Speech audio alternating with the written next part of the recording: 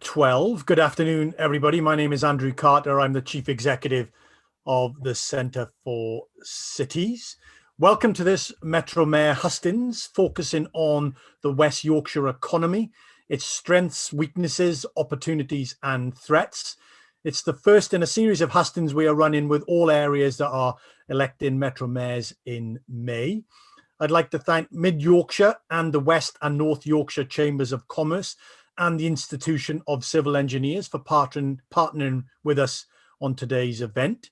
We have 4 candidates with us today ready to make their pitch and answer your questions. The candidates are Stewart Golton, Liberal Democrats, Matthew Robinson, the Conservatives, Bob Buxton, Yorkshire Party, and Andrew Cooper, Green Party. For full disclosure, all candidates that have declared so far were invited to be part of today's hustings. So let me just say a few words about how the event will run. During this session, please keep your microphones on mute unless you are called by me to ask a question. In a moment, I'm going to ask each candidate to make their opening statements of up to 2 minutes and no more on the priorities for supporting the West Yorkshire economy, and the order was randomly determined. I'll be timing these and I'll make sure that candidates get a 30-second hand wave from me to know that they are close to running out of time. And then we will get into questions which are loosely grouped around 3 economy-related themes: business and skills, transport and housing. We've had a brilliant set of questions already submitted beforehand. So when I say your name, be ready to unmute your microphone and ask your question. We will take 1 question at a time. I can't guarantee that we'll get through them all, and we will be done by 1:30. And the final bit of housekeeping is that the event is being recorded and will be made available on our website, centreforcities.org, after the event. So without further ado, can I ask Stewart Golton, representative of the Liberal Democrat Party, to make his opening 2-minute statement. Stewart, over to you. Thanks, Andrew, and welcome to all those viewing today. Our experience of COVID on top of the climate change emergency calls for a complete refocus around the areas of transport, housing, economic development and adult education that the Mayor has responsibility for. I will use my 20 years experience in local government to work with councillors and communities to develop 15-minute neighbourhoods to revive our town, district and village centres, to harness the potential of home working, to rebalance economic growth in our region. I will end public transport spending that allows private bus companies to increase their profits whilst doing little to address unreliability and rising prices for passengers. Let's get more investment in local bus routes and safer walking and cycling in our neighbourhoods instead of the obsession with city centre prestige projects. HS2 is an overpriced white elephant, and I will not accept that our region should wait for the delivery of HS2 before we can benefit from better local rail services. I will work to get more carriages and greater frequency on our routes and deliver the Transpennine connectivity that we deserve through the Northern Powerhouse Rail project. If we're to tackle climate change emergency, we need to grow green jobs for the future. The West Yorkshire rural economy has been overlooked for too long. Let's get more of our food grown locally, help farmers generate more renewable energy, increase our tree cover and develop local leisure tourism. Let's get more zero carbon housing built as well by local building companies developing homes that people can afford. The care of our vulnerable and elderly cannot be left to big corporate players, and I hope to develop a quantum growth in small and micro enterprises in community care too. Adult education providers must be prepared for the retraining of adults without work and to deliver qualifications in the green growth economy areas such as arboriculture, renewable energy and construction. I think that'll do me for my 2 minutes, Andrew. Brilliant. Thank you very much indeed, Stewart. So let's move to Bob Buxton from the Yorkshire Party. Bob, your 2 minutes start now. Come off mute, Bob.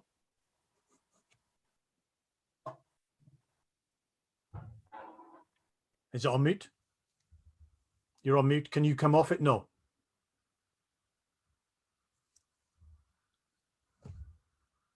Can we help him out? Yeah, that came off, went back on. Try it again. Right, there we go. Speak now, right, Bob. can you hear me? Yeah, I can hear you now. Don't worry, Fantastic. your 2 minutes hasn't started, but it will start. It will start now. Go for it. Thank you. So how we got to this point? The Tories are giving us a very weak version of devolution. The funding the mayor controls works out to less than £16 per person per year, and Labour have signed off on it. The Yorkshire Party will keep fighting for proper devolution, for proper local controls, because it's well known that helps local productivity. Nevertheless, in the meantime, just as Centre for Cities have done with their manifesto, with their ideas, I'll use my professional experience to make the most of what's on offer. So my PhD is in engineering. I've experience in writing a foundation degree in renewable energies, in biofuels and wind power mainly. And also, I currently work in adult education. I've written courses for that, and I currently teach in it. Now, of course, a lot of people have been made redundant through no fault of their own. They deserve the chance and need the chance to retrain in key areas. I know how to work with industry leaders to identify the key skills gaps. There'll be a lot of talk from my opponents about their political experience. I'm talking about my professional experience. If political experience was the be-all and end-all of anything, then every politician would get better through their career and things would be absolutely fine. We need more professional experience with things like engineering if we're actually going to get a mass transit system. We need something else as well, of course, because the purse strings are still held by Westminster. We can bid for funds, but it's still down to Westminster to give us that money or not. And as we know, our leg of HS2 is probably going to be cancelled. Bradford City Centre Station has been downgraded massively, probably going to be cancelled. I'll do everything in my power to make the business case and the political case to get that mass transit system done for West Yorkshire, because that will improve productivity. Thank you. Brilliant. Thank you very much indeed, Bob. So let's move to our third candidate, Andrew Cooper. Andrew from the Green Party. Andrew, your 2 minutes, if you're ready and off mute, starts. Are you off mute? Yes, you are. Unmute myself. No, good. Your 2 minutes starts now. Over to you. Okay, I've been a Cllr's Green Party councillor for 22 years. During a lot of that time, Cllr's was a hung council, and I've used the opportunities that presented to introduce the UK's first ever free insulation scheme and to make the council a leader in the adoption of renewable technology. I believe the West Yorkshire Mayor needs to be something different, not a super council leader or an MP with a bigger constituency, but someone who is independent of our Labour council leaders and our Conservative government. I would have no government or council to defend. My focus would be on the interests of West Yorkshire, and there is a lot to do. Transforming our towns and cities from shopping zones to destinations for leisure, culture, public art, hospitality, with play areas so they're family friendly and quality spaces. Retrofitting existing buildings and ensuring new buildings are built to the highest energy efficiency standards. For a largely electric future, we will need heating engineers geared up to install air-sourced and ground-sourced heat pumps as opposed to gas boilers. That will be a revolution in that particular industry, which the Mayor will need to support. Our transport systems need a massive overhaul. If mass rapid transit is to become a reality and not just pretty pictures, it's going to need political will and a plan to make it happen. We need to recognise the opportunity that vehicle charging points bring and incorporate the infrastructure needed wisely. We need safe, attractive cycling provision to make it a viable option for more people, particularly now e-bikes is an option. We're all pedestrians, and providing for them should be at the top of our transport priorities, not the bottom, because that leads to better quality local environments. All these priorities require people to make them a reality. Some we will need to attract, and many will need to be homegrown. And the Mayor's training and skills powers should be prioritised at delivering their vision. What we need more than anything is certainty, the security of knowing that investment in innovation isn't wasted, that new skills will become mainstream, and the public sector will do the heavy lifting at the beginning to de-risk that innovation. Very good. I sought selection as a candidate for West Yorkshire Mayor because I see the opportunity it presents. My political life has always been about delivering positive change, and the Green Mayor would do that. Lovely. Okay, very good. Thank you very much, Andrew. Just to bring you to a pause there, but thank you very much indeed. Let's move to our fourth candidate, Matthew Robinson from the Conservatives. Matthew, over to you. Thank you, Andrew, and thank you everybody for tuning in today. On May the 6th, West Yorkshire will elect a new mayor for the region. Now, whether you agreed with the geographic footprint, whether you wanted a mayor or not, there is going to be one. And it should be somebody who stands up for the people's priorities in this region. And I want to be mayor to do just that. It isn't the time to start unpicking the devolution deal. It's time to use the powers that we've got. So as mayor, I want to create decent local jobs and new apprenticeships. I want to work with business to make sure we deliver for the region. And that means the whole of the region, not just our cities, but our towns and our villages as well. I want to make sure that we connect up our region with business, that we have the right conditions for growth here. And that means green jobs. It means regenerating towns. It means levelling up the region. If you believe in levelling up, you have to level up the region, not just the north. And I'll do this without introducing new taxes. People have been taxed enough. It's hard enough through the pandemic. What they need is economic certainty, and they don't need the mayor hiking up their taxes right now. The mayor's powers will include policing. I want to see more police. I want to see new equipment. I want to use our powers better. I want to make sure that our streets are safe, because that gives us the conditions for growth. It gives us the conditions for investment. And I want to make sure we have a transport system that connects up across the whole of the region. And that means more than a facelift. It means having a mass transit system. It means backing NPR. It means HS2 starting in the north and delivering for the north, giving us that opportunity for investment, for growth, and to invest in jobs in this region too. And it means clean, green, and on-time transport. That's what people want. They want that last mile to their home, to their business, to be connected. It's ridiculous that we can get from here to London quicker than we can get from Leeds to Wetherby or from Bradford city centre out to Keighley. That needs to change. I want to be mayor because I want to deliver on those priorities. And we need a mayor that will stand up and somebody that will lead for our region. And that means somebody who will take on the difficult questions and will be here to stand up for our region all the time. And finally, it's about working with people. It's about working with government too. This isn't the time for political fights. It isn't the time for playing politics. That's over. We need to deliver for the North. Perfect. The baton is passing. We have an opportunity. Let's seize it. Great. Okay. Thank you very much indeed, Matthew. So you've heard our opening pitches from our candidates. Now let's hear to move on to some questions. And our first question is going to come from Susan Watson, who's the president of the Bradford Chamber of Commerce. Susan, over to you. Thank you, Andrew. The Chamber represents businesses of all sizes and sectors, and our members employ a quarter of this region's population.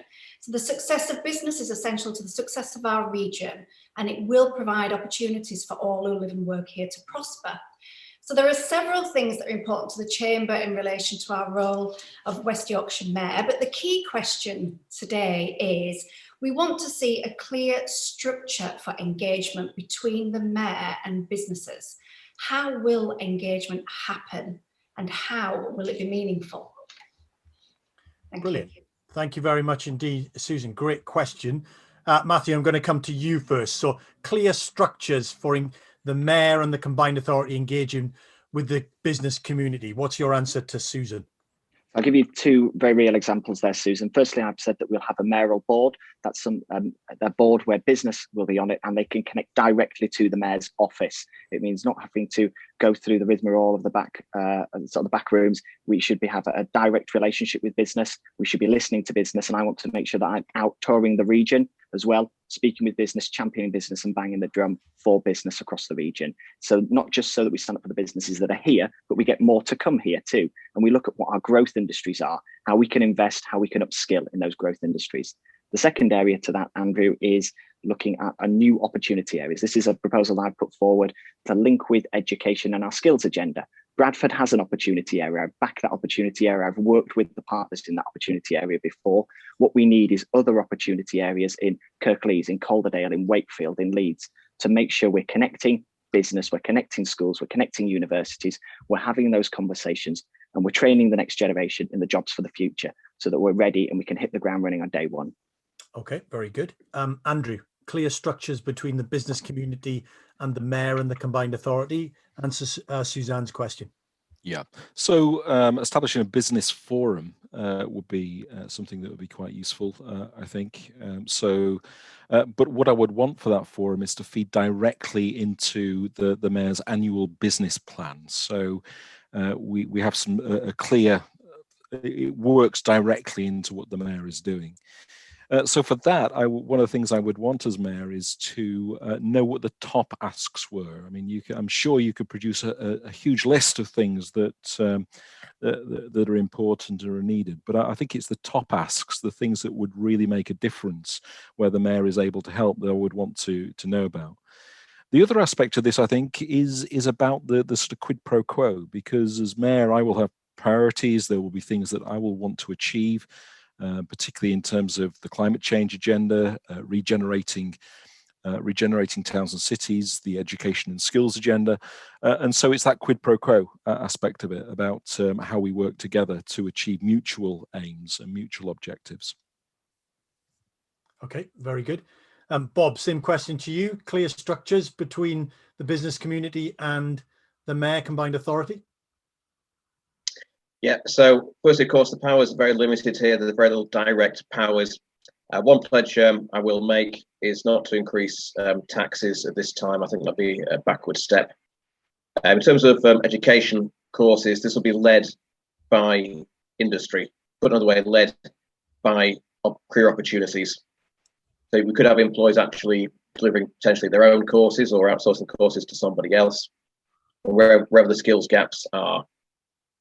And we need industry to tell us to do that. And that, from my experience, we're asking a foundation degree in renewables, another engineering course as well. Identify the skills gaps first. You don't just make it up. You don't just work from academia. What are nice things to know? What's the nice mathematics to teach people? You start with what the end product has to be, what business actually requires. Thank you.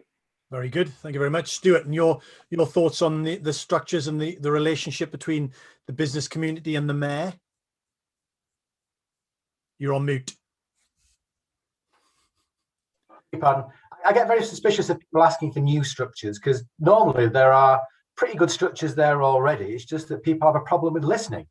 And I think one of the issues about being a mayor is that you learn to listen more effectively, and you learn to be able to project outwards as well to the wider business community about what your ambitions are for the area where these businesses are operating in, so that they can actually be incorporated into joint action.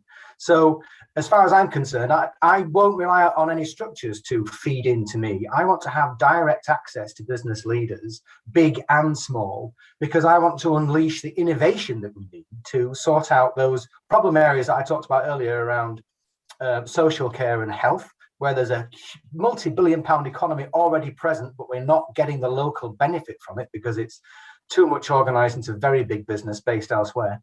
And also the rural economy. One of the reasons why our cities are so attractive to investors should be because they are within a fantastic environment, and that environment is looked after by rural businesses. And we need to make sure that at this point, when they're feeling very vulnerable, that they're getting the foresight as well as the support that they need. And they need drawing back into the economic equation, because previously through the combined authority, they were very much excluded. And we need everybody at the table.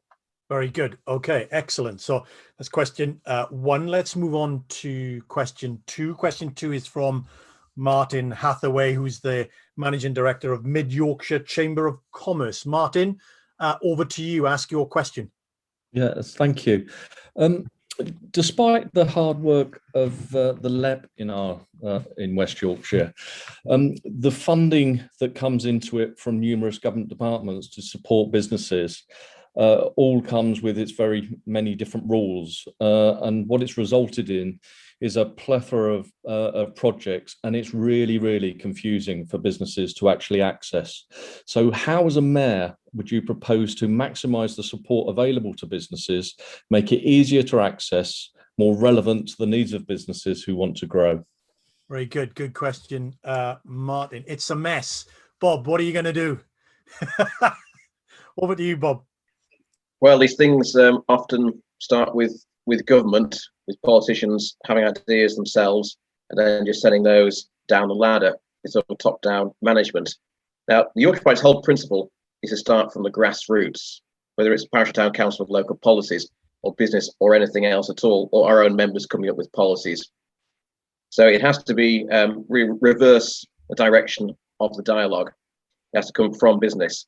As mayor, what powers do we actually have to sort these things out? Precious little, I'm afraid. Where we can facilitate, we can be an ambassador, where you can go to central government and say, look, I'm representing people of West Yorkshire, the business of West Yorkshire. This is what they need. The current system isn't working. I'll certainly do that. So use the soft power as much as you can. But there's a reason it's called soft power, unfortunately. Thank you. Okay, very good. Stuart, how will you help deal with the mess and the confusing situation that that many of us face when we look into all the different funding pots and arrangements? Well, there basically needs to be good bodies out there to act as brokers between businesses that are feeling overwhelmed or compromised, and those generally tend to be people like the Chambers of Commerce. And I do know that there are certain schemes where the combined authority is subsidising chambers to do that kind of advocacy, and I think it just needs stepping up further. On the other aspect, in terms of what are our powers, we need to be able to go back to government and challenge those restrictive rules unfettered. And unfortunately, at the moment, if you had a Conservative mayor, it's obvious that their first priority would be to defend that government policy in the first place. And I haven't really seen any demonstration from the Conservative mayors that have been elected that they have actually stepped up to the plate to very strongly challenge government when it's setting rules like this. Okay, very good. Thank you very much for that, Stuart. Andrew, how would you organise and better coordinate all of the plethora of things that are going on in relation to businesses? So the best schemes are the ones which actually involve the people in the design of them who are actually going to benefit from them. And so making sure at the very beginning that you're talking to those organizations and that the schemes you're designing are actually going to meet their needs. And so the question would be, is it within the power of the mayor to deal with this? If it's a government issue, if it's the money is coming directly from central government, like the ill-fated Green Homes grant or something like that, then you would want to ensure that that the mayor and the mayoral combined authority had a lot of say over those rules to make sure that they were helpful and instructive, not ones which put barriers in the way. So that's an important thing. I go back to the thing I mentioned earlier about actually involving in the business planning of the mayoral combined authority those organisations which are going to benefit from it. And so scheme design should actually link into that, and that should be a key part of it. The aim would be to be helpful as opposed to trying to direct people towards funds that they might not necessarily want to go for. Okay, very good. Thank you very much. Matthew, how would you bring some order to the confusing situation that businesses are confronted with? It's a good question from Martin, and I think it's about the mayor being clear on their strategy, having accountability functions in place and a streamlined system. If you can't understand it, you're not going to apply for it. That's the upshot here. Businesses have got enough on their plate with the complexities that are going on. So there is advocacy from the chamber, but it needs to be clear from the combined authority just what's available and what can be applied for. So it's about streamlined structures in place and working with business, having that listening function and listening to feedback. I've had a really good relationship with the West Yorkshire Chamber of Commerce, and I've listened to their feedback. I have regular meetings with them because that's what I know will help not just my constituents, but will help business work in the future. The point about Conservative mayors is made by Stuart there. I mean, if you look at Ben Houchen, free ports, Treasury North, free parking schemes, railway investment, revamping the airport, hydrogen hubs, supporting the steel industry in the region. If that's a Conservative mayor who's done nothing for the North in their region, then I'd love to see what a Lib Dem mayor is going to do that's going to top that. But the other part I'd put to you as well is that Tracy isn't here today, but her campaign manager has called business the enemy in the past. We need somebody who sees business as a partner to work with. We need somebody who sees business as a way to champion our region, to create growth, create decent jobs, improve apprenticeships. That's what I want to do, and work with government departments to do that. And I'll be in the room with departments. I've already spoken with the business secretary, the international trade secretary about what we can do. Trust me, I'll be speaking to more of them. Okay, very good. Thank you very much. Good response. So we can pick up on that when he gets the next question, which is question 3. And that's from Penny Marshall, who's the regional director at the Institution of Civil Engineers. Penny, your question, please. Thank you very much, Andrew. We heard a little bit from the candidates about infrastructure, and I think we all know that infrastructure is one of the key factors in delivering economic prosperity for regions. But it's imperative that we meet and preferably exceed government targets for delivering net zero if we're going to avert the worst impacts of climate change. I'd love to hear a bit more from the candidates about how they intend to deliver zero carbon infrastructure. Okay, very good. Good question. The interplay between growing the economy and all of that, and also then dealing with net zero issues, often put in conflict with each other. Andrew, let's go to you first. If you come off mute. Okay, so the Green Buildings Fund is something that I've put forward to basically ensure that that all public sector and social housing projects are actually built to the Passive House standard, which is the highest quality assured standard that exists. Now, I've been trying to do this in my own council for a number of years, but the Labour administration keeps putting barriers in the way. And it's not as if it's something that isn't being done in other areas. Exeter City Council are building Passive House as their standard. And so if they can do it, why can't we do it as our standard? And one of the things that I've suggested in the Green Building Fund is that the 5% additional costs that it would incur would be met by the mayoral combined authority to actually make sure that project was achievable. Other things, I think we ought to be looking from government to allow us to build onshore wind turbines again, obviously with planning, to go through local planning as normal. But at the moment, they're effectively banned in England, not in Scotland and Wales, but they're banned here.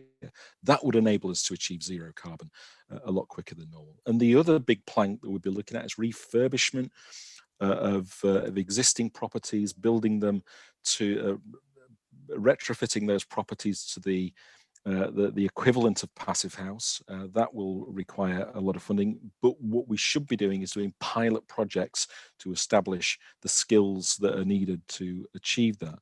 So yes, housing. The other big aspect, of course, is transport, and we need to be doing a lot more on the transport side of things. So active travel in the zero carbon pathways, it's saying that cycling should increase by 8,000%. Now, we simply don't have the cycling infrastructure to be able to deal with that at the moment.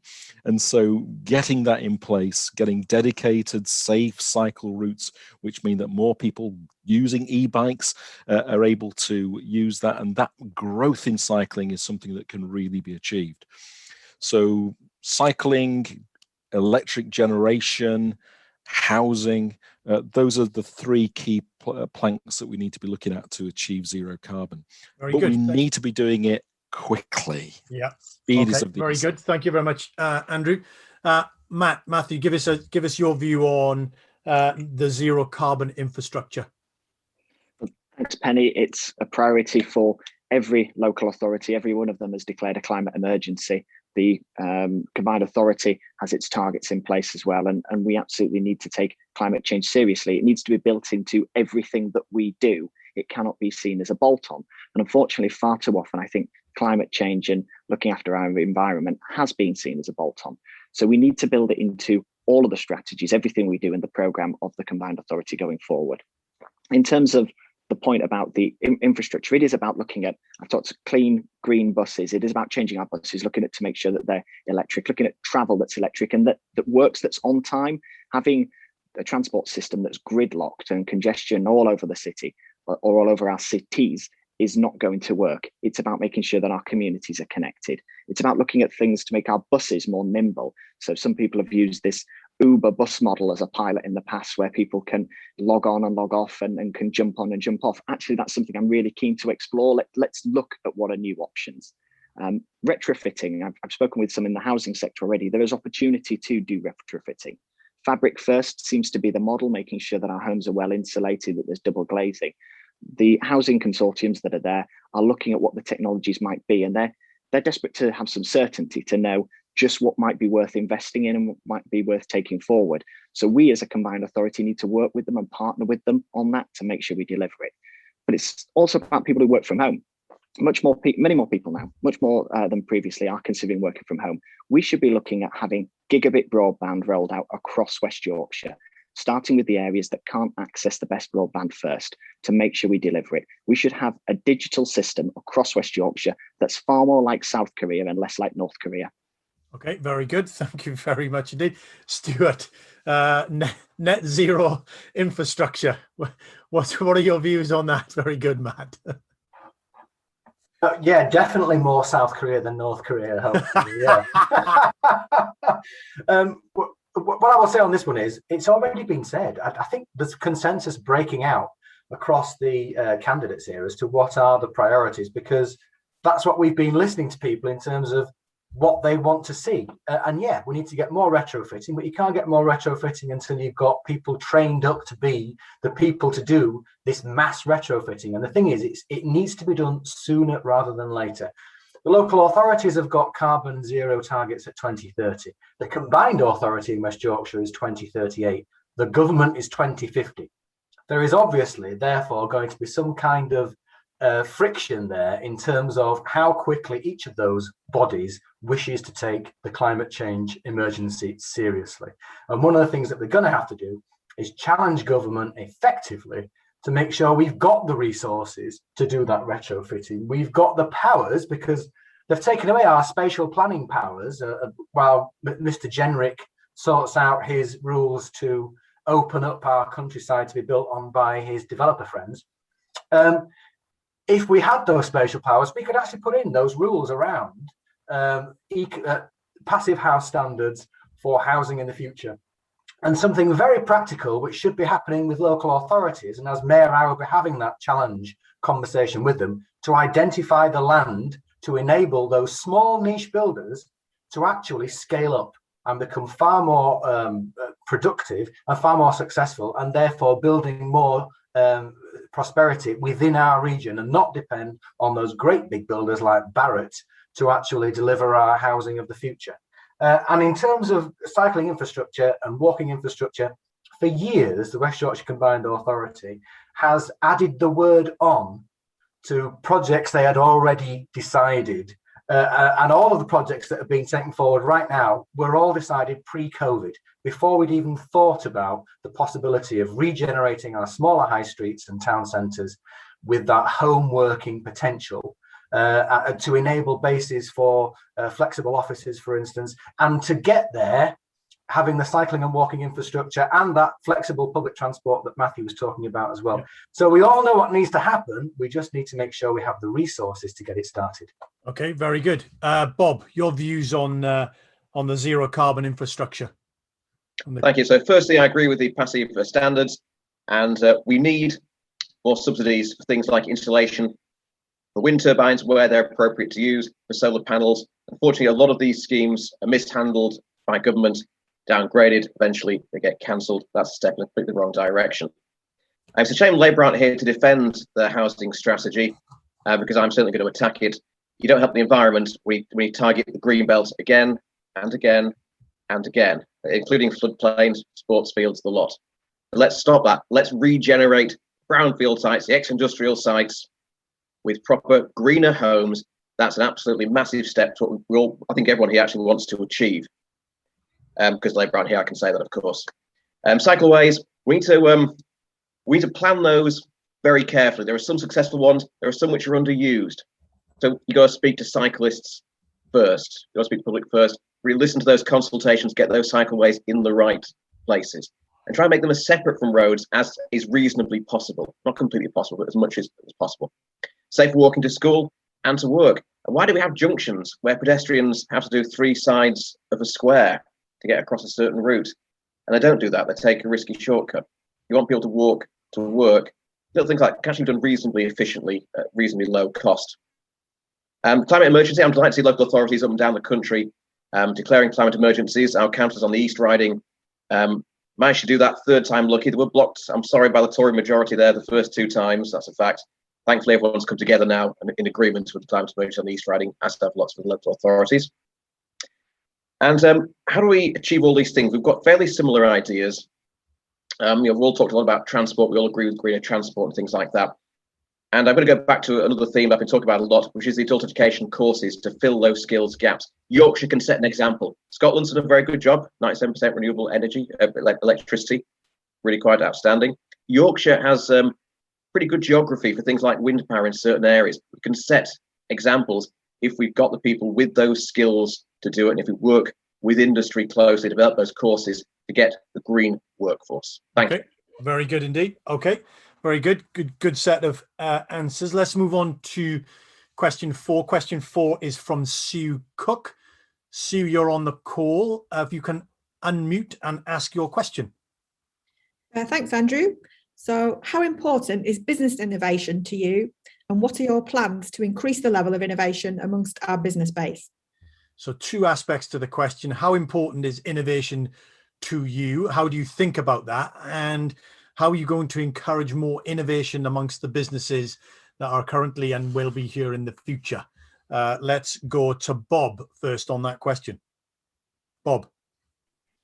Sure. Well, obviously, it's of course very important. We're all talking a lot about how we want to spend money. Of course, the money's got to be generated in the first place. And we are naturally not just a county, but a whole country of people who do innovate. We're a great country of inventors. How do we help? First thing that any sort of government, local or national, should do is get out of the way as much as possible and not tie people up with red tape. We've already talked about simplifying grant processes. One thing I want to provide from a mentally modest funding, startup loans and grants for the various educational programs that I've been talking about. If it's an educational program in health science or engineering, startup costs can be extremely large for facilities and equipment. So Andrew used the word de-risk earlier. I think it's a very good word. If you can help with the startup costs, you can de-risk or at least reduce the risk to an acceptable level. And whilst the funds are limited, they've got to be spent very carefully. You can't throw money around. So you are asking business to come up with a proper business plan with a reasonable economic risk assessment. As I say, it is business, it is innovation. It includes the small business all the way through to the very large ones. Absolute key to get us out of the economic crisis caused by the pandemic. Thank you. Great. Thank you very much. Bob, let's go to Stuart. Stuart, give us your view on business innovation, how you support innovation in the business space, which we know is a challenge in a sense, not just starting businesses, but actually encouraging businesses to grow and expand and export beyond their localities. Your views on that? Well, first of all, you want to listen because the people who are running businesses do so because they are great enthusiasts for that area that they work in, and they want to make a difference. They want to make a living out of it as well, but that's a great incentive to do it really well, isn't it? So when you find that there's an impediment in their way, then you should do your utmost to get past it. In terms of innovating generally, I assume you're talking about investment in, for instance, manufacturing infrastructure so that greater productivity can come from that. And I think one of the problems is to score in that the schemes which are generated from Westminster are sometimes predicated in favour of a certain kind of business they have in mind. And so the recent future growth money that came out of the Treasury, where something like 85% of it went to the south and the southeast and London, and we got a very small proportion up north. Part of that was due to the algorithm, I assume, but I've also heard it said that it was also to do with our businesses and their reticence about putting themselves forward for such grants. And I want to make sure that our businesses have the confidence and the wherewithal to be able to access the money that is provided from the centre. So as I said before, you challenge where the rules are wrong, but you ensure that the advocacy is there for people to access the money when the rules are right. But it's actually a matter of confidence, and we need to build that confidence up in our economy. Very good. Thank you very much, Steve. Andrew, similar question to you, Ray. I think about that innovation aspect, not just about entrepreneurship, which is very important, but actually how we encourage our businesses to adopt innovations and ideas that are generated by themselves or by others. Sure. Well, the public sector, as we know, and it's not uniformly true, but the public sector is rather risk averse, and risk averse often means innovation averse, and so business has got the option, has got the ability, if you like, to do those things. And working together between the public sector and the private sector, the public sector doing the heavy lifting in terms of providing funding, the private sector taking on the role of innovating. I think that's the relationship that we ought to be looking at. So looking at that, I think let's think of some examples. I mean, there are things like the hydrogen hub that's been looked at. I'm a member of the Green Economy panel for the Combined Authority, and we are funding innovation through the Green Economy panel and working directly with people like Northern Gas Networks and others to deal with that, to ensure that they've got the skills, but we're providing the money. So similarly, I would look at things like the Green Building Fund, which is actually skilling up builders to build to a higher standard, to get them to innovate, to develop the systems needed for system-built housing. So housing can be built to in factory units instead of on site, and so looking at those sort of ideas. So yes, innovation is important. I think in terms of achieving zero carbon, innovation and funding it is going to be a core, and so I'm fully behind that, and I basically want to put more behind things like the Green Economy panel to be able to help mainstream innovation, to make sure it is no longer innovative, that it is actually the thing that we do as the norm. Okay, very good. Thank you very much indeed. And similar question to you, Matt. How do we encourage West Yorkshire businesses to be more innovative, to take advantages of opportunities that either in their locality, but more particularly elsewhere in the country, indeed the globe? Yeah, well, firstly, thank you, Sue, for the question. I had a briefing from the University of Huddersfield a couple of weeks ago. They're doing incredible work. Sue didn't have a chance to shout about it, but they're doing amazing things at improving the life chances of kids, particularly those from disadvantaged backgrounds, getting to university, getting university education and staying in university too. And 3M as well, doing brilliant work with them. And it is about partnering with our universities, making sure there are hubs to incubate businesses and business growth. I'm a real fan of making sure we deliver innovation to improve productivity in the region. I've talked about West Yorkshire being a land of enterprise and opportunity. And that's not just for a soundbite, that's because that's what I believe our future is, and the best way that we can create jobs and we can ensure that SMEs and businesses, those who wish to innovate and stay here, have the conditions to do it. Earlier this week, I went to visit a brewery.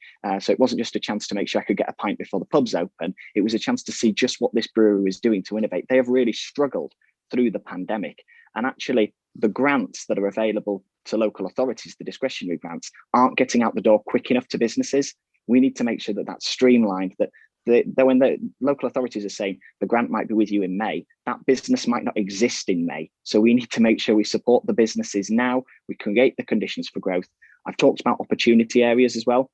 My new opportunity areas proposal is about not just linking up skills, but creating hubs for business. We can look at how we use our markets as well. I took a visit down to Leeds Market, spoke with the traders and said to them, what about other units being used here? What about making sure we bring other businesses in? I think they're really keen to that. When you speak to business people, they are keen to work with other business people. They're keen to look at the supply chain and how things are made easier. And sometimes it's about local authorities facilitating that. And sometimes it's about local authorities and councils and others getting out the way. Okay, very good. Thank you very much indeed. Let's move to question 5. Question 5 is from Vicky Atkinson, and it's about high streets. Vicky, over to you. Ask your question. Hi there. I'm a director of a chartered accountancy practice in Halifax, and we'll all be aware of the challenges faced by the high street at the moment as a result of the pandemic. So what I'm interested to know is how you as mayor will ensure that the high streets, particularly in the towns as opposed to the cities of West Yorkshire, are vibrant places that people want to visit.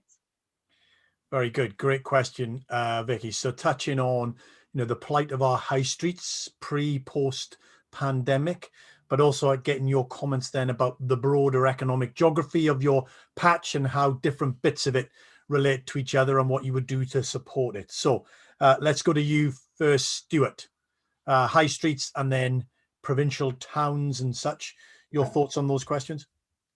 Well, that's one of the reasons why I mentioned the 15-minute neighbourhoods before. If people aren't familiar with the concept, it's a community where whoever is in that community can have access to all the things that they need in terms of shopping and services and doctors and whatever within 15 minutes, either through walking or cycling or a good connected public transport. The reason for that is we need to encourage smaller and medium-sized firms outside of the city centres. Up till now, there's been a lot of emphasis on how city centres are the place where economic growth is generated, and most of the infrastructure investment has gone into the 9 to 5 commute to get into places like Leeds and out again. Unfortunately, that means that some of those areas on the fringes of those cities have lost out previously. But now there's an opportunity because of the different way that we've been working during the pandemic and the lessons which have been learnt during that time by businesses, that actually people working from home can actually enjoy their local environment, and that includes their local high street. So where we've got larger firms which are moving out because they're national chains, we need to make sure that those spaces are available for alternative uses. And I would like to see as mayor that every one of our high streets and town centres actually has a town centre or high street plan. And that will be something that will have to be done in partnership with local authorities, but only through planning can you actually make sure that you're accessing all of the resources that you need and identify those gaps which need filling, but might not normally be captured by the likes of a West Yorkshire Combined Authority with a very large geography. And this would be one way of feeding that in, so that when those larger schemes are produced by highways officers, for instance, that these small improvements that mean so much can actually be implemented at the same time, and they're not just an afterthought. Very good. Thank you very much indeed, Stuart. Matthew, over to you. So how are you going to ensure that the high streets in our towns are vibrant and exciting places rather than ghost towns, was Vicky's question. What's your view? If you were the mayor, what would you be doing? I think Vicky's question is a good one, because we've got lots of towns that are particularly proud of who they are, what they are, their history and their character. And I don't want every town to look the same. That's what we can't have. We cannot have a one-size-fits-all model that we just drop down as mayor and say, this is what we expect for your town. Actually, we should be working from the ground up. We should be listening to the businesses. We should be listening to the residents. What do they want their town and the user experience of their town to be like? I was over in Cllr the other week speaking with some of the businesses there, and they were saying about some of the challenges getting into and out of town, how you access around town, how you access the shops. Well, that's things that we need to think about and work with business on. We need to make sure that units are open, that it's a vibrant place to be, that people enjoy the experience of going into town. Unfortunately, too many people seem to want to nip into town and get out as quick as possible. Really, what we want them to do is stay and enjoy the experience, having green spaces where they can enjoy it, where they can relax, where they can make a day of things, where there's events that can take place, where town centres are safe ultimately as well, where people feel that there is visible policing, that they can enjoy this experience as a family and they can go out for the day.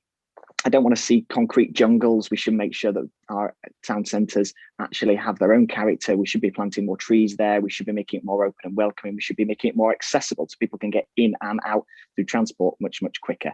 And as mayor, that's what I want to do. I will bring investment into our towns and make sure that our towns are invested in and argue for that investment. We can already see it working from some of the government investment that's gone into Wakefield, for example, and Morley. Well, let's do that and look how we can do more of that for the region. Let's, as I said, levelling up about the north is not just about levelling up to Leeds. It has to be levelling up the whole of the region and levelling up as a region. Very good. Okay, thank you very much. Bob, what would you do for provincial towns in order to make them vibrant and dynamic and exciting places? What would you do? So transport is absolutely the key. So last night, the four of us were at hustings in Girlington Community Centre in Bradford, and it ended at 10 o'clock, and I had to get home to Rawdon. So in other words, somewhere that isn't quite the heart of Bradford, so which certainly isn't the heart of Leeds. How do you get there? And my big thanks to Andrew Cooper for giving me a lift, and the second choice vote is all yours. But he could have left you stranded, Bob, and that's how you reward him and treat him. Outrageous. Yeah. Carry on. Basically, we see this a lot in the country. Transport is very London centric, and HS2 is an example. of that, especially since Yorkshire isn't going to get its part of HS2. And we also see within West Yorkshire, it's very city centre centric. So if you live in Leeds, you can get to the centre of Leeds. In Bradford, you can get to the centre of Bradford. But can you go from the outskirts of one to the outskirts of another? That is much more difficult. And for my morning commute into work, I've got over half an hour walk to my nearest railway station, that's Appley Bridge, then Foster Square. I've got another just over half an hour walk. And so if I walk the whole thing, 6.3 miles, it's an hour and 50, I'm only saving 25 minutes by using the train. That's a problem. You know, I'm okay. I'm fortunate I don't have mobility issues. I like a bit of a walk. We have to help places with their transport. I agree with lots of the things that other candidates have said, but this is the big issue. If you want people to go somewhere to use those shops, those services, they've got to be able to actually get there. Thank you. Okay. Very good. Thank you very much, Bob. Andrew, you gave him a lift and he's still only giving you second preferences. Yeah, well, we'll, you know, he might ask me for a lift again. Well, I don't know where I'm going to drop him off. Put that aside. What are you going to? I mean, what are you going to do for our lovely kind of towns outside of the city centres? What are you going to do to make them exciting places? I think one of the problems that has existed with past approaches to town centre regeneration is that they've relied a lot on big anchor stores, and that having big anchor stores was seen as being the way to actually regenerate town centres. And I think if you look at some of the more successful town centres, the places which do well are the ones which have got small, local, independently owned, managed businesses where more money circulates within the local economy as a result of that. So I in terms of prioritization for businesses, I would want to see those sort of businesses, the ones that are championed and enabled to be within town centres. I think that's the sort of thing which gives them vibrancy. They can provide things which are not available on the internet, and so that's a reason to actually go into those town centres and get involved.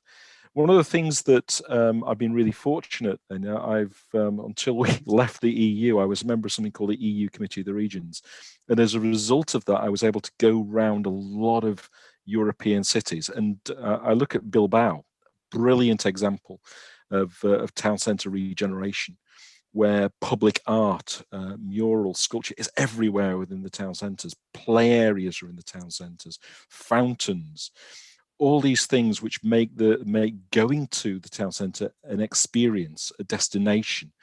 And those are the things at a family destination where people would want to take children. Would you really want to take your children to some of our town centres? What would they do? And so actually thinking of town centres as family spaces, I think is core to their success in the future. Other things I think we ought to be looking at is free Wi-Fi. We should have free Wi-Fi over the whole of a town centre to make more young people want to go there. Crikey, more older people wanting to go there, and actually make it a place where people want to hang out and be for a good period of time and spend time there. So all these things will help regenerate, but I think we need more pedestrianisation. We need more green spaces, as has been said earlier. We actually need to make our town centres more like parks and much less like shopping centres. Okay, very good. Thank you very much. Let's move on to question 6. We're doing very well getting through our questions. It's partly related to, well, it's related to previous questions as well. This is from Cllr Pickerdon, and it's about transport. So Claire, if you're on the call still, unmute and ask your question. Are you there, Claire? I'm here. Can you see me? Excellent. I can hear you perfectly. There you are. Away you go. Thank you, Andrew. So one of the few benefits of lockdown was the noticeable drop in car use on our roads, which made our hours walk much more pleasant to do. So my question to this rather non-diverse panel is, how will you create a cohesive public transport offer, so not cycling, but public transport, that is both affordable, that's key, and attractive to the user, and acts as a carrot to persuade people to come out of their cars? Very good. Okay, so the candidates' responses on the public transport front, notwithstanding powers and all of that, this is an area where the mayor will have a reasonable set of powers and influences to do something about public transport. So it's an important area. Matthew, tell us what you're going to do to make public transport attractive and affordable. Yeah, well, one of the few benefits of lockdown was my veg patch, so I can sympathise with Cllr on that, which I created. And similar to her, I could go out for a walk and I could walk down the middle of the A58 walking the dog. Can't do that anymore. That's changed. And you're absolutely right. We need to get people out of their cars, and the way we do that is giving people the experience of being in the car. It's that making sure that you can get somewhere on time, that you can get there quickly, that you can get there in a reasonable fashion, and you can get there in a value for money way. And what people want is to make sure that they have that to get out of their car. Now, I don't think the way to do that, and this is where I'm different to many others, is to introduce congestion charging. I think congestion charging hits the lowest earners hardest. It hits those on fixed incomes and means that they have to pay the bill. And anybody who can afford it doesn't change their behaviours. They just pay the bill, and it isn't changing mindsets. What we need to do is deliver an alternative. And I think that alternative is not just having a bus system that works, that's clean, green, on time, using electric buses, easier access across the region, connecting our towns so you don't have to go into a city centre to come back out again. You should actually be able to make circular movements and get from place to place. But it's about making progress on a mass transit system as well. We absolutely need to do that. That consultation is out and live now.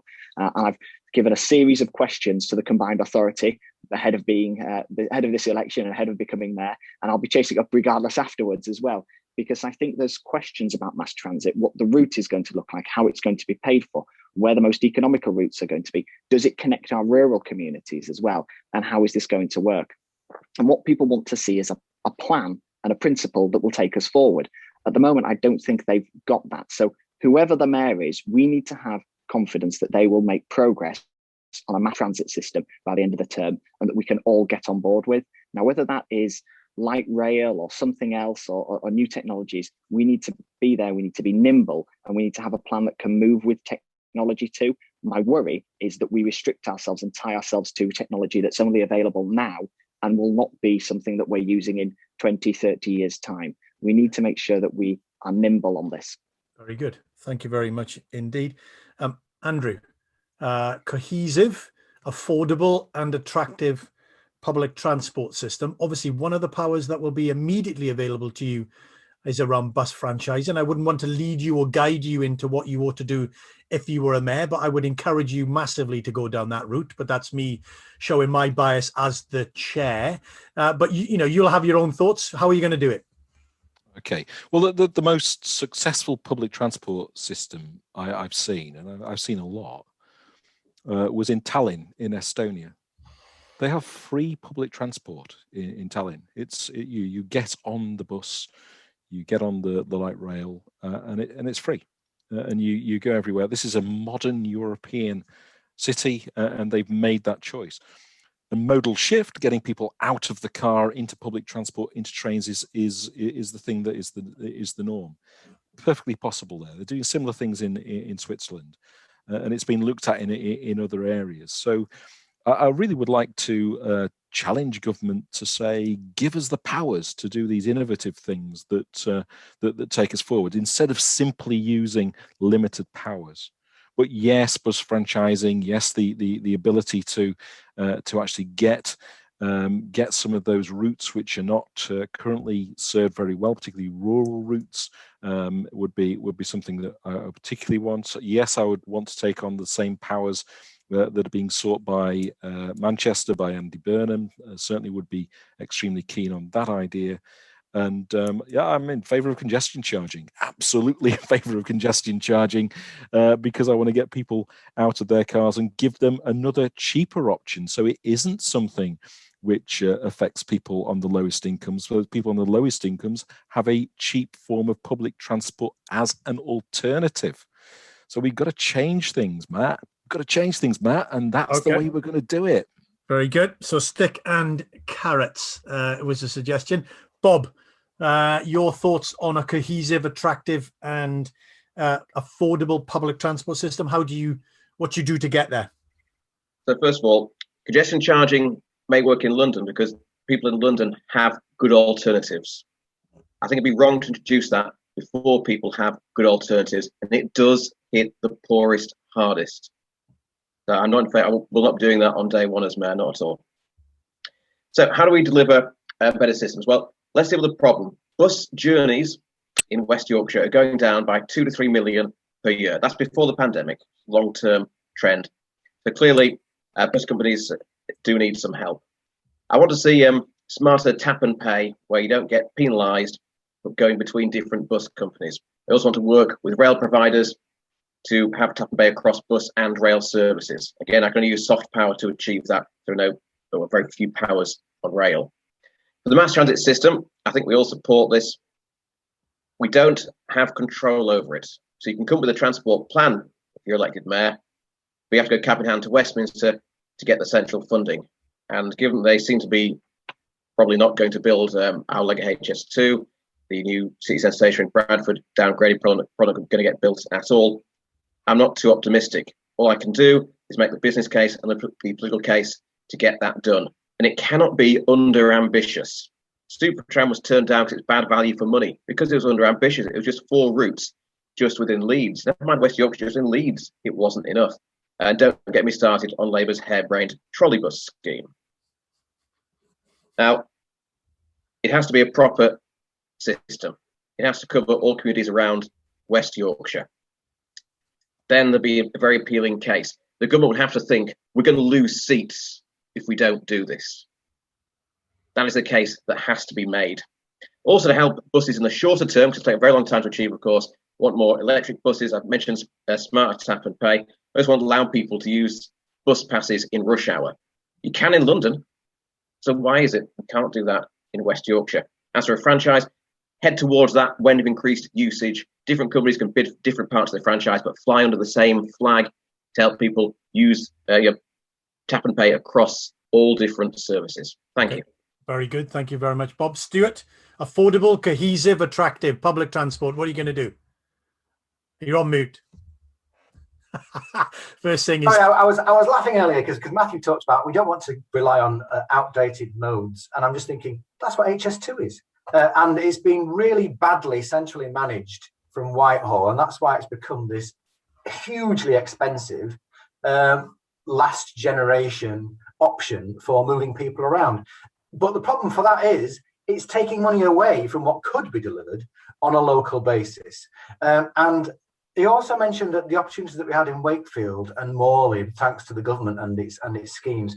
The Towns Fund as a scheme is another example of how the centre will, instead of look at people's needs, they'll invest in votes rather than investing in jobs. So that it'll go where it is economically, but also politically needed, rather than it being objectively looked at. We need more money like that, not being controlled by Westminster, having some kind of municipal beauty contest as to who comes out on tops in their bids. It needs to be managed from the region. And I think we need to have, instead of a National Infrastructure Commission, which did a report which said we couldn't afford all the commitments the government had made, we need a Yorkshire Infrastructure Commission. And then we can actually make our own priorities about where we put our money.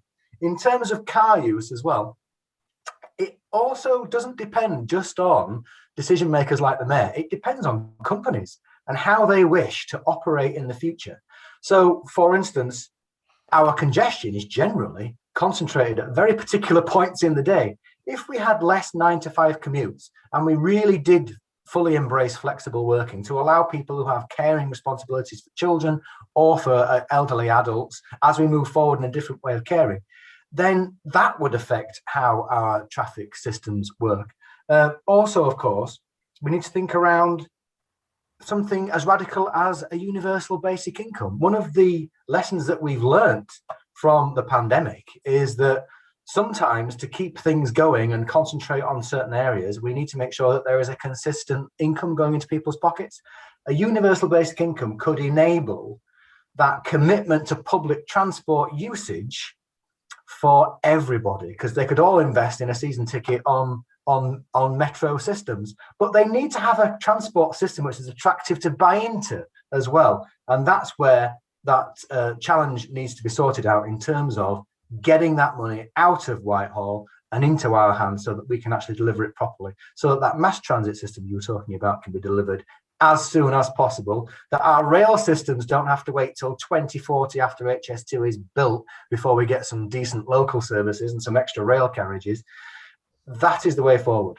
Okay, very good. Thank you very much indeed. So well, let's move on to question 7, and that's from, actually picks up on some of the issues that have just been touched on.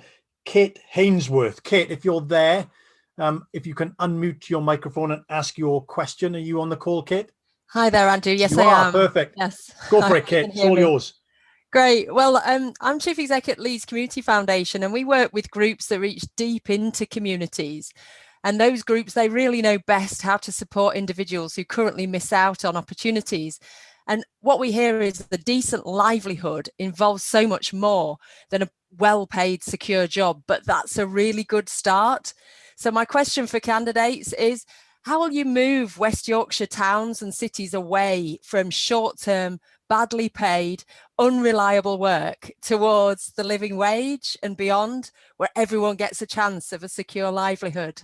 Thank you. Lovely question, Kate. Thank you very much indeed. So how do we not just create jobs and get people into employment, as critical as that is, and it is critical, let's be clear on that, but then how do we encourage them and support them to get decent wages in response?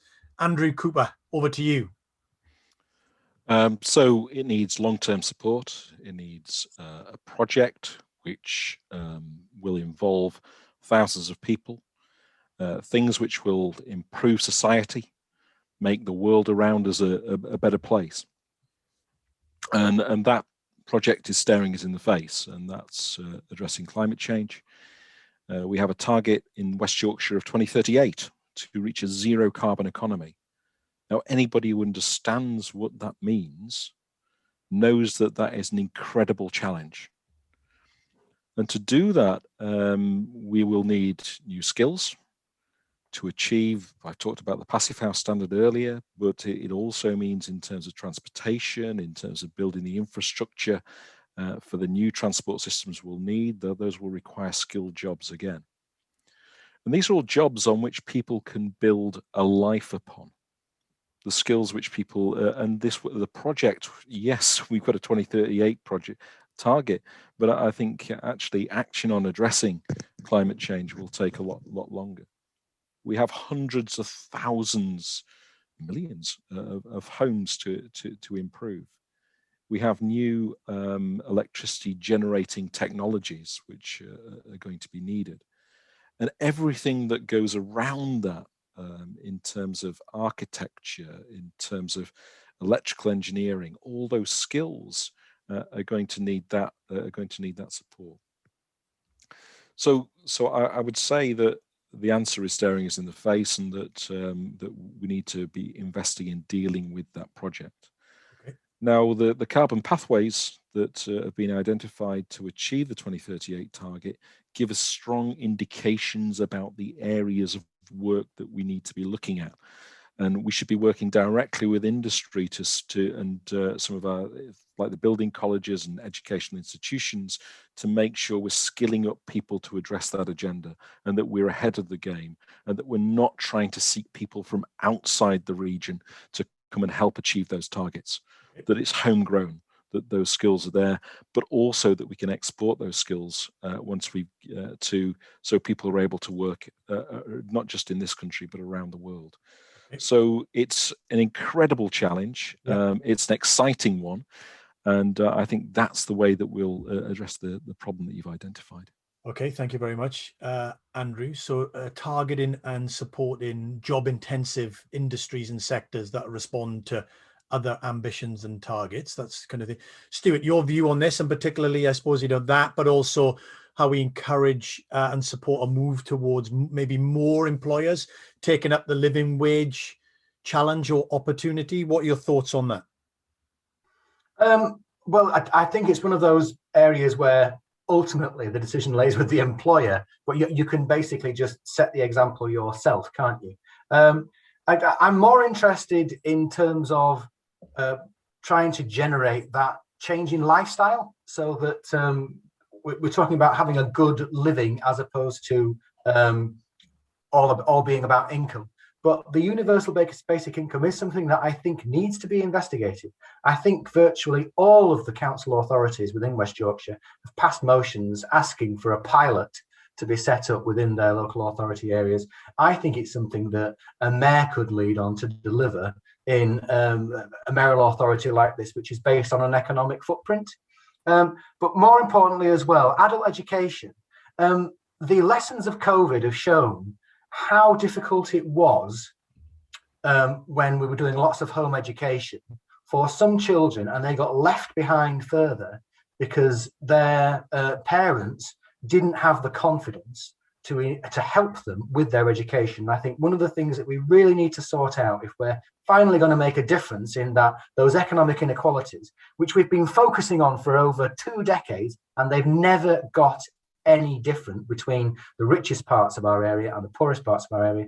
We need to ensure that those that have been let down by the education system are actually enabled to get back into it as adults. And that's one of the priorities for me, is making sure those people get some good basic qualifications so that they can themselves appreciate the training that will be there to get people into those new eco-friendly industries, because we don't just want the same people in the economic market to be accessing it. We want everybody to access it, and if there's less people left behind, then the children's futures entering the jobs market in a few years' time will have been enhanced, because they've got parents that have the confidence to support them to get those qualifications needed to get apprenticeships.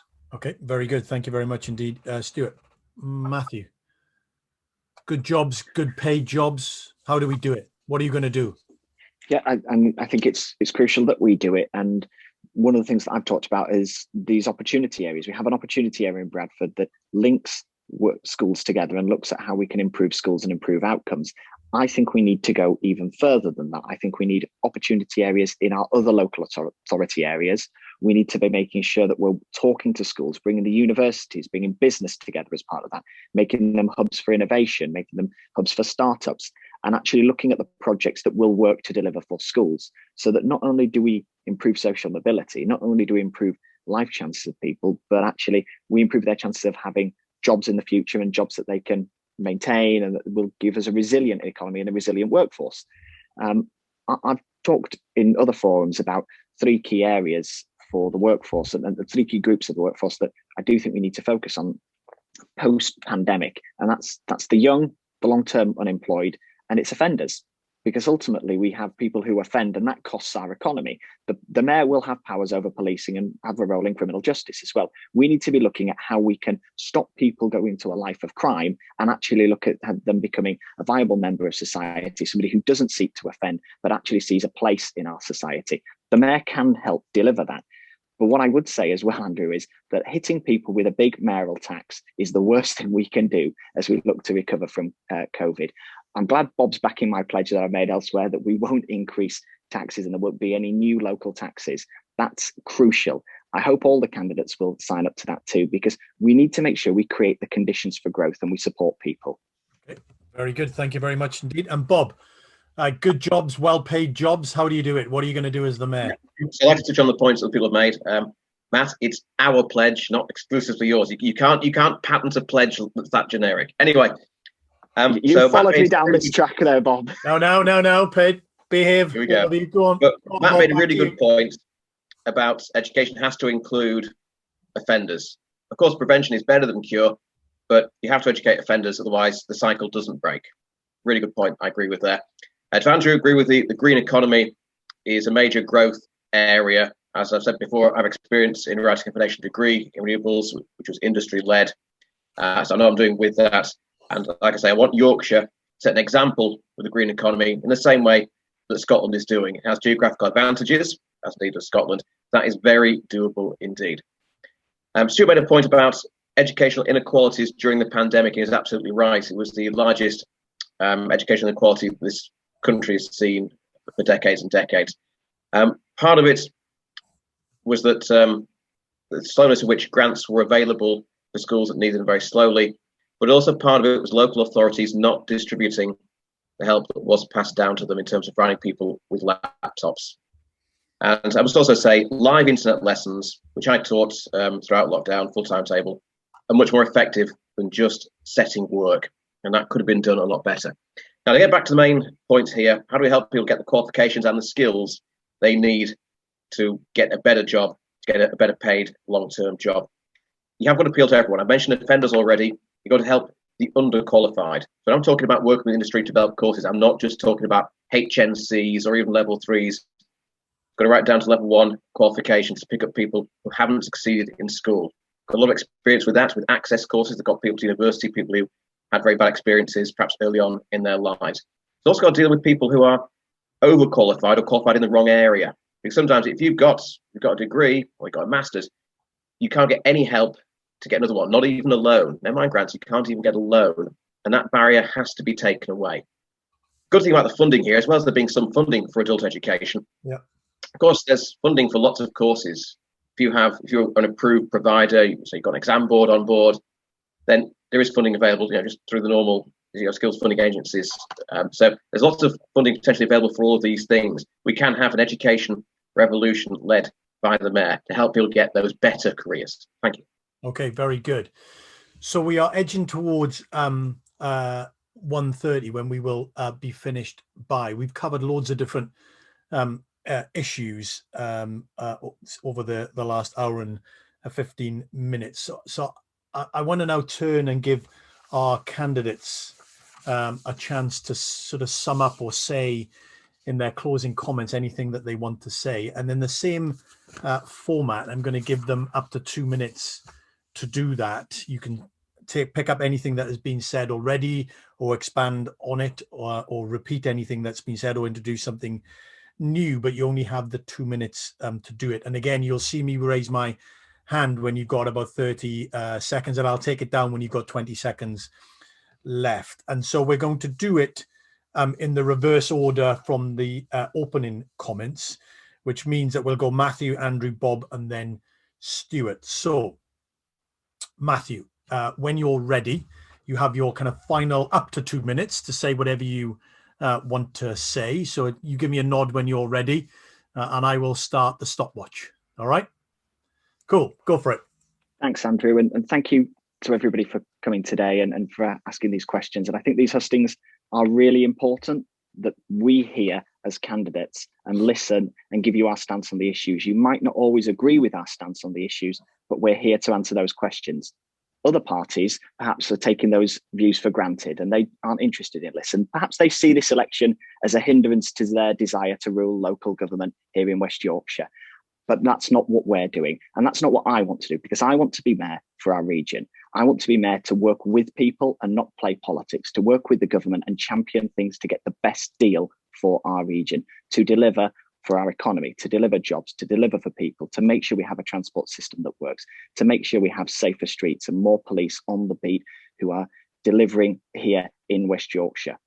And I won't do that if I don't work with people. So my commitment is to work with people, to work with towns, with businesses, with schools, with universities, with the police, and champion our region and bang the drum for business and bang the drum to make sure that West Yorkshire is the best place to live, to work, to grow up and to grow old.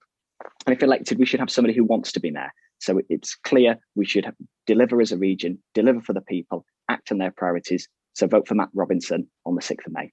Thanks, Andrew. Very good. Thank you very much indeed, Matt. Second closing comments from Andrew. When you're ready, Andrew, you go and I'll start the stopwatch. Okay, I also want to be mayor, as I'm sure we all do here. I think the Green Party is often accused of only wanting to save the world. Well, I think one of the things we also want to do is create a better world. And I think the opportunity of addressing climate change is not just for polar bears. It's not just for penguins. It's about us. It's about how we live, where we live. It's about that quality of life. It's about all those things. And as mayor, I would like to see that step change in the world we live. I want to take us to a different future and a better future. And to do that, we need something different. We don't need a Labour mayor talking to Labour council leaders or a Conservative mayor doing the bidding of central government. We need something that is a bridge, if you like, between national and local government, which has got an agenda which is about the region, but is also about those priorities about addressing climate change. So what I would say to you is that you do have 2 votes in this election. You have a first preference and you have a second preference. So what I would say to you is, for your first preference, vote for a future, a secure future, vote for me as your Green Party candidate. And there's all sorts of other people you could vote for your second preference. Thank you. Thank you very much, Andrew. Presumably only those on the ballot sheet can you vote for, you know, but I know what you mean, Andrew. Don't just vote for people who turned up today. Well, quite. Okay, so let's get closing comments from Bob. Bob, when you're off mute, I will start the stopwatch. Over to you. Thank you. Now, my experience in politics, as well as being leader of my party, because I work on a parish council. And that's good experience for this role, because parish councils have to manage on a very small budget. And working with my fellow parish councils from different parties, independents, we have achieved things in defending the green belts, promoting housing on brownfield sites instead, stopping Leeds City Council, building an airport road for £100 million that wouldn't have achieved anything.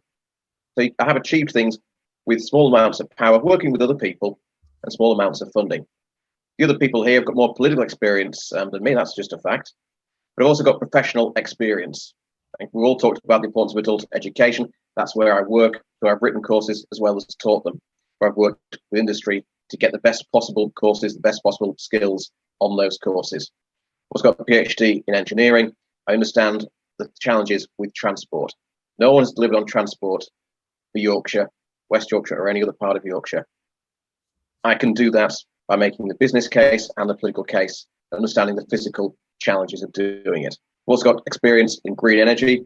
I understand how biofuels can be incredibly useful. The US Department of Defense uses biofuels in aviation and maritime. It saved millions. It's doing a very good job for them.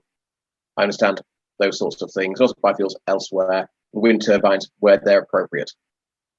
So for professional experience as well as political experience, please vote for me. Thank you.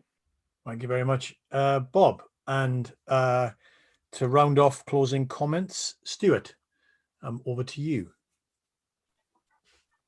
Andrew. Well, we've had a really good debate today. You've seen that there's lots of areas where the candidates agree on and quite a few where we don't.